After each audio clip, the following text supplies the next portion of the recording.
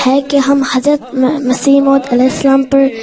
کس طرح درود بھیج سکتے ہیں؟ درود حضرت مسیح موعود علیہ السلام جو تم کہتے ہو، تو جب حضرت صلی اللہ علیہ وسلم پہ درود بھیجتے ہو نا، اللہم صلی علی محمد و علی آل محمد کہتے ہو نا جب تم،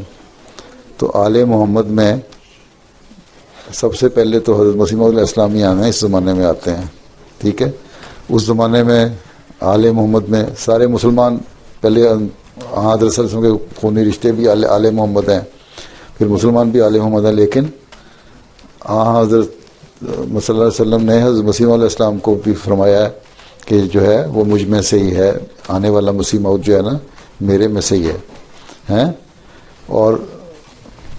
جب حضرت سلمان فارسی کے کندھے پہ ہاتھ رکھا تھا تب بھی کہا تھا یہ میرے سلمان فارسی میرے اہل بیت میں سے ہے، کہ ان لوگوں میں سے بعد میں مسیح موعود آئے گا۔ تو اس لیے جب حضرت صلی اللہ علیہ وسلم درود بھیجتے ہو تو جب آل محمد کہتے ہو نا تو سمجھو کہ سب سے پہلے حضرت مسیح موعود علیہ السلام، پھر باقی مسلمان، یہی درود ہوتا ہے، ٹھیک ہے؟ بعض لوگ اس طرح بھی کہہ دیتے ہیں اللہم صلی علی محمد و علی آل محمد و عبدہ المسیح الموعود بھی کہہ دیتے ہیں، لیکن تمہیں جو درود بھیجتی ہو وسلم پہ، تو وسلم پہ آل کے مجھے درود بھیجنے کے لیے مسیح موعود علیہ السلام کا بھی ذہن میں لے آؤ خیال، تو وہ درود ان کو بھی پہنچ جائے گا۔ حضرت صلی اللہ علیہ وسلم کی برکت کی وجہ سے مسیح موعود کو برکت ملی نا، آپ کے بغیر تو کچھ نہیں تھا نا۔